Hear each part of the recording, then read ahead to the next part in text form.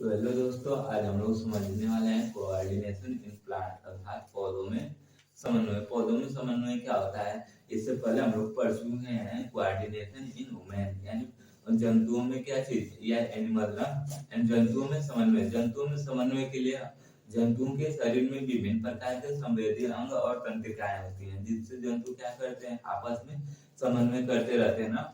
ठीक उस जैसे जंतुओं में तंत्रिकाएं होती हैं, वैसे कोई भी माध्यम या फिर कह सकते हैं कोई भी संवेदी अंग पौधों में नहीं होते हैं। तो फिर कैसे पौधों में समन्वय किस प्रकार से होता है, तो जैसा कि आप लोग देखे होंगे, ये छुई मुई का पौधा, छुई मुई के पौधे को अगर हम तनिक भी उसके पत्तियों को टच कर देते हैं तो उसकी पत्तियां सिकुड़ने लगती है ना, सिकुड़ने लगती है, अर्थात इनमें भी गति होता है। जिनमें गति है वो समन्वय करते हैं, इसमें भी गति है तो ये समन्वय कर रहा है। इसका मतलब जैसे आप लोग देखे होंगे सूर्यमुखी, सूर्यमुखी भी क्या करता है, सूर्य के प्रकाश की ओर अपना मुख को घुमाए रखता है ना, यानी घुमाता रहता है। इससे क्या पता चलता है कि ये पौधे भी क्या करते हैं, गति करते हैं। अब समन्वय का मतलब क्या होता है, अपनी आंतरिक क्रियाओं को वातावरण में जो भी क्रिया है उनसे मेल करना। यानी जैसे पौधे, जैसे हम इस पौधे के पत्ती को छू देंगे तो ये क्या होगा, सिकुड़ने लगता है ना। तो सिकुड़ रहा है तो ये समन्वय कर रहा है। इसका कह सकते हैं एक प्रकृति होता है जो कि इसके पत्तियों को टच कर देता है तो ये सिकुड़ने लगता है ना। तो ये समन्वय हो गया। तो समन्वय का मतलब बोल सकते हैं वृद्धि एक अस्थायी एवं अपरिवर्तन प्रक्रिया है, जिसके कारण जीवों के आकार व भार में वृद्धि होता रहता है ना। यानी वृद्धि एक अस्थायी एवं अपरिवर्तनीय प्रक्रिया है, जिसके कारण जीवों के आकार और भार में परिवर्तन होता रहता है। अब बात करें कि ये जो गति करते हैं,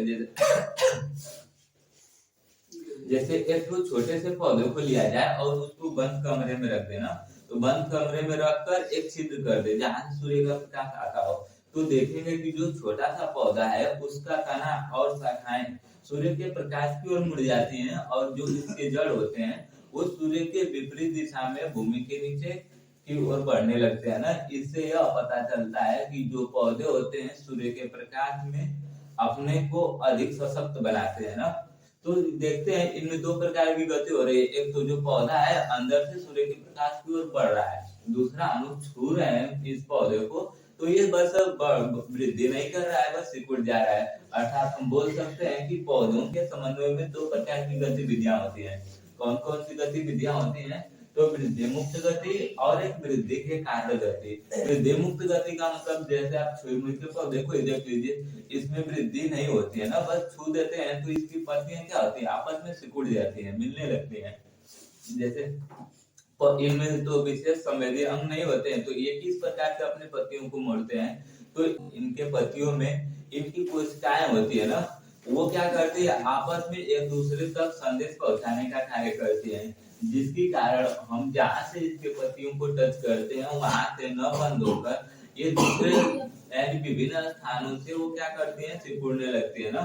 इससे यह पता चलता है कि इसमें विशेष प्रकार के संवेदी अंग या तंत्रिकाएं नहीं होती है। अब बात करें कि वृद्धि के कारण गति, तो वृद्धि के कारण गति क्या होता है, जैसे आप लोग प्रकाश यानी फोटोट्रोपिज्म, इसका मतलब ये होता है कि प्रकाश की ओर क्रिया। फोटो का मतलब होता है प्रकाश ना, ट्रोपिज्म मतलब की ओर, फोटो की ओर जो क्रिया होता है उसको प्रकाशनुवर्तन। जैसे आप इस पौधे को देख लीजिए, मान लीजिए एक हम बंद कमरे में रखे हो और सूर्य का प्रकाश किसी खिड़की या फिर किसी छिद्र से आता है ना, तो पौधे क्या करता है, धीरे धीरे उस प्रकाश की ओर झुकने लगता है, और इसकी जो जड़ें होती हैं प्रकाश से, जिस साइड से प्रकाश आता है उससे दूर दूसरे साइड की ओर नीचे जाने लगती है ना। यानी इसको जब जो पौधा सूर्य के प्रकाश की ओर आकर्षित हो रहा है, गति कर रहा है अर्थात वृद्धि कर रहा है, उसको बोलते हैं प्रकाशानुवर्तन।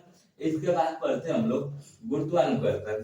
गुरुत्वानुकर्षण यानी जियोट्रॉपिज्म, ये क्या होता है, तो जैसे पृथ्वी पर हम जानते हैं कि गुरुत्वाकर्षण बल होता है ना, इस चीज को अपनी ओर आकर्षित करता रहता है, ठीक उसी प्रकार भूमि के नीचे इसकी जो पौधे की जड़ें हैं और भूमि के ऊपर जो तना है, तो तना गति करता है किसको, प्रकाश की ओर, और जो जड़ें होती है इस विपरीत दिशा में यानी भूमि की ओर गति करती है ना। तो अब यहाँ पर देखिए जो जड़ें यानी कि जो मतलब कि पौधे भूमि के ऊपर जड़ यानी तना है वो क्या करता है, धनात्मक अनुक्रिया दिखाता है। धनात्मक मतलब पृथ्वी के ऊपर की ओर, प्रकाश की ओर जाता है और ये प्रकाश संश्लेषण की क्रिया करता है। जबकि जड़ें जो होती है वो पृथ्वी के नीचे की ओर जाती है और इससे यानी जो जिस साइड में पौधा जाता है उससे विपरीत दिशा में जाकर अपना जल यानी जल अवशोषण की क्रिया करते हैं। इसलिए हम इसके ऊपरी भाग को धनात्मक अनुक्रिया बोल सकते हैं और निचले भाग को ऋणात्मक अनुक्रिया। ये होता है पौधों में समन्वय। ठीक है।